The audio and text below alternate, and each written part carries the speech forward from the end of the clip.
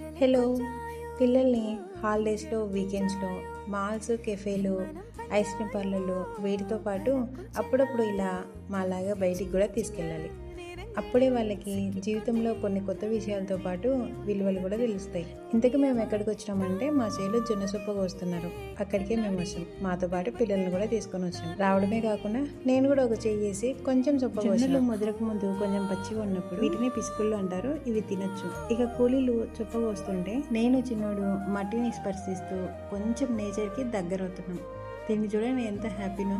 చిన్నపిల్లలు మట్టిలో ఇసుకలో ఆడుకుంటే వాళ్ళ ఇమ్యూనిటీ పెరుగుతుంది అని అంటుంటారు.